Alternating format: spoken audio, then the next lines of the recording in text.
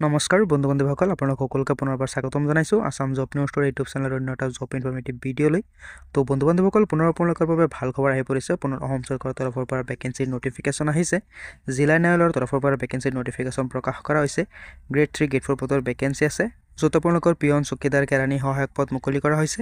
ভেকেঞ্চিৰ সময়ত এপ্লাই কৰিবলৈ হ'লে আপোনালোকৰ শিক্ষাগত অৰ্হতা লাগিব 8 পাছ, 10 পাছ, 12 পাছ। তো আপোনালোকক এইটো ভিডিঅ'ৰ যোগেদি ভেকেঞ্চিৰ সবিশেষ ডিটেইলছখিনি জনাই দিম যে কোনটো জিলাৰ পৰা ভেকেঞ্চিবোৰ আহিছে, কিমান পদৰ ভেকেঞ্চি আছে, ভেকেঞ্চিৰ সময়ত এপ্লাই কৰিবলৈ হ'লে আপোনালোকৰ এলিজিবিলিটি ক্ৰাইটেৰিয়া কি লাগিব, কোনটো পদৰ কাৰণে শিক্ষাগত অৰ্হতা কিমান বিচৰা হৈছে, চেলাৰী কিমান থাকিব, সবিশেষ ডিটেইলছ আপোনালোকক এইটো ভিডিঅ'ৰ যোগেদি জনাই দিম। তো যদি আপোনালোকৰ অৰ্হতা মিলে আপোনালোকে ভেকেঞ্চিৰ সময়ত এপ্লাই কৰি ল'ব পাৰিব।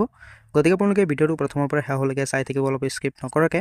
কিন্তু তাৰ আগতে যদি আপোনালোকে চেনেলটো নতুন আছে, যদি এতিয়াও চেনেলটো ছাবস্ক্ৰাইব কৰা নাই, তেনেহ'লে ছাবস্ক্ৰাইব কৰি ৰাখিব পৰৱৰ্তী জব আপডেটবোৰ পাবলৈ। আৰু যদি আপোনালোকে এতিয়া আমাৰ হোৱাটছআপ গ্ৰুপত জইন হোৱা নাই, ভিডিঅ' ডেছক্ৰিপশ্যনত গৈ লিংক পাই যাব, তাৰ পৰা আপোনালোকে আমাৰ হোৱাটছআপ গ্ৰুপতো জইন হ'ব পাৰে। তাতো জব ৰিলেটেড ৰেগুলাৰ আপডেটবিলাক দিয়া হয়। তো যিকেইটা ভেকেঞ্চিৰ নটিফিকেশ্যন প্ৰকাশ কৰা হৈছে জিলা ন্যায়ালয়ৰ তৰফৰ পৰা গ্ৰেড 3 গ্ৰেড 4 পদৰ কাৰণে, ভেকেঞ্চিৰ অফিচিয়েল নটিফিকেশ্যনটো আপোনালোকক দেখাই লগতে আপোনালোকক ভেকেঞ্চিৰ সবিশেষ ডিটেইলছখিনি জনাই দিম যে অফিচিয়েল নটিফিকেশ্যনখনত কি আছে, সম্পূৰ্ণ তথ্য আপোনালোকক জনাই দিম। গতিকে আপোনালোকে ভিডিঅ'টো স্কিপ নকৰাকৈ চাই থাকিব। যদি আপোনালোকৰ অৰ্হতা মিলে আপোনালোকে ভেকেঞ্চিৰ সময়ত এপ্লাই কৰি ল'ব পাৰিব। তো বন্ধু বান্ধৱীসকলে যিকেইটা ভেকেঞ্চিৰ নটিফিকেশ্যন প্ৰকাশ কৰা হৈছে আপোনালোকৰ গ্ৰেড 3 গ্ৰেড 4 পদৰ কাৰণে, ভেকেঞ্চিবোৰ আহিছে আপোনালোকৰ মাজুলী জুডিচিয়াৰীৰ তৰফৰ পৰা, অৰ্থাৎ মাজুলী ডিষ্ট্ৰিক্টৰ পৰা ভেকেঞ্চিবোৰ আহিছে। আপোনালোকে চাব পাৰে এইটো হৈছে ভেকেঞ্চিৰ এডভাৰটাইজমেণ্ট নোটিছখন, য'ত আপোনালোকৰ কিমান পদৰ ভেকেঞ্চি আছে, কি পদৰ ভেকেঞ্চি আছে, ভেকেঞ্চিৰ চেলাৰী কিমান দিয়া হ'ব, শিক্ষাগত অৰ্হতা কিমান লাগিব, সবিশেষ তথ্যখিনি আপোনালোকে এইখন নোটিছতে পাই যাব। তো আপোনালোকে চাব পাৰে প্ৰথম যিটো ভেকেঞ্চি আছে আপোনালোকৰ পিয়ন পদৰ কাৰণে 7টা পদৰ ভেকেঞ্চিৰ নটিফিকেশ্যন প্ৰকাশ কৰা হৈছে, য'ত আপোনালোকে চেলাৰীটো চাব পাৰে যে 12,000 টকাৰ পৰা 52,000 টকালৈকে পাব পাৰ মান্থ হিচাপে। লগতে আপোনালোকৰ গ্ৰেড পে থাকিব 3,900 টকালৈকে। তো যিকেইটা ভেকেঞ্চি আছে আপোনালোকৰ পিয়ন পদৰ ভেকেঞ্চি মানে এপ্লাই কৰিবলৈ হ'লে আপোনালোকৰ মিনিমাম শিক্ষাগত অৰ্হতা লাগিব 8 পাছ। অৰ্থাৎ যদি আপোনালোকে মিনিমাম 8 পাছ কৰি উঠিছে, তথাপি কিন্তু আপোনালোকে ভেকেঞ্চি মানে এপ্লাই কৰিব পাৰিব।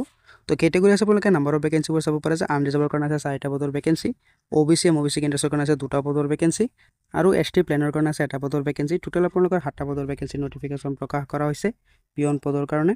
তো 2 নম্বৰ যিটো ভেকেঞ্চি আছে আপোনালোকে চাব পাৰে যে চকীদাৰ পদৰ কাৰণে 1টা পদৰ ভেকেঞ্চিৰ নটিফিকেশ্যন প্ৰকাশ কৰিছে। ভেকেঞ্চিৰ চেলাৰীটো আপোনালোকে চাব পাৰে যে 12,000 টকাৰ পৰা 52,000 টকালৈকে দিয়া হ'ব পাৰ মান্থ হিচাপে। লগতে আপোনালোকৰ গ্ৰেড পে দিয়া হ'ব 3,900 টকালৈকে। এই ভেকেঞ্চিবোৰত এপ্লাই কৰিবলৈ হ'লে আপোনালোকৰ মিনিমাম শিক্ষাগত অৰ্হতা লাগিব 8 পাছ। অৰ্থাৎ যদি আপোনালোকে মিনিমাম 8 পাছ কৰি থৈছে, তথাপি কিন্তু আপোনালোকে ভেকেঞ্চি মত এপ্লাই কৰিব পাৰিব। 8 পাছ, 10 পাছ, 12 পাছ কৰা সকলো প্ৰাৰ্থীয়ে কিন্তু ভেকেঞ্চি মত এপ্লাই কৰিব পাৰিব।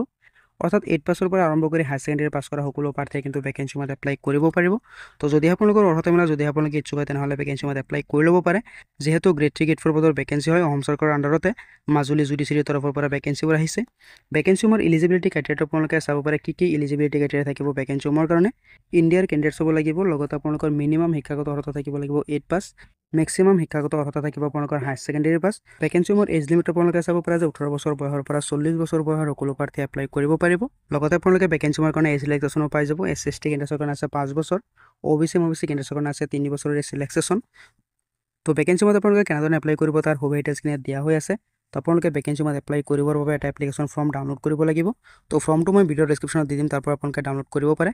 তো ফৰ্মখনত আপোনালোকৰ সম্পূৰ্ণ ডিটেইলছখিনি ভৰাব লাগিব, আপোনালোকে অফলাইনৰ জৰিয়তে এপ্লাই কৰিব লাগিব। তো আপোনালোকৰ যিটো নেকি এপ্লিকেশ্যন ফৰ্ম আছে, ফৰ্মৰ লগত আপোনালোকৰ সম্পূৰ্ণ ডকুমেণ্টছখিনি ভৰাই এটা খামৰ ভিতৰত অৰ্থাৎ এনভেলপৰ ভিতৰত ভৰাই আপোনালোকে ডকুমেণ্টছখিনি জমা দিব লাগিব। তো সম্পূৰ্ণ ডিটেইলছখিনি আপোনালোকক দিয়া হৈ আছে, কেনেধৰণে আপোনালোকে এপ্লাই কৰিব, কি ডকুমেণ্টছ আপোনালোকৰ দিব লাগিব এনভেলপৰ ভিতৰত। তো সবিশেষ ডিটেইলছখিনি দিয়া হৈ আছে। তো যিকেইটা ভেকেঞ্চি আছে ভেকেঞ্চি মানে এপ্লাই প্ৰক্ৰিয়া ইতিমধ্যে আৰম্ভ হৈ গৈছে। তো যদি আপোনালোকে ইচ্ছুক হয় ভেকেঞ্চি মানে এপ্লাই কৰিব পাৰে, যিহেতু আপোনালোকৰ গ্ৰেড 3 গ্ৰেড 4 পদৰ ভেকেঞ্চি নটিফিকেশ্যন আহিছে। জিলা ন্যায়ালয়ৰ তৰফৰ পৰা ভেকেঞ্চিবোৰ আহিছে মাজুলীৰ। তো আপোনালোকে যদি ইচ্ছুক হয় ভেকেঞ্চি মানে এপ্লাই কৰিব পাৰে। এপ্লাই কৰাৰ অন্তিম তাৰিখ আপোনালোকে চাব পাৰে যে 21/12/2024। তো যদি ইণ্টাৰেষ্টেড হয় এপ্লাই কৰি ল'ব। তো আশা কৰিছোঁ ভিডিঅ'টো আপোনালোকৰ কাৰণে উপকাৰীমূলক হৈছে। যদি সেই ভিডিঅ'টো আপোনালোকৰ কাৰণে উপকাৰীমূলক হৈছে, যদি সেই ভিডিঅ'টো আপোনালোকে ভাল পাইছে, ভিডিঅ'টো এটা লাইক কৰি দিব পাৰে, কিবা সুধিব থাকিলে আপোনালোকে কমেণ্টত জনাব পাৰে। তো লগ পাম নেক্সট ভিডিঅ'ত নতুন আপডেটৰ সৈতে। ধন্যবাদ।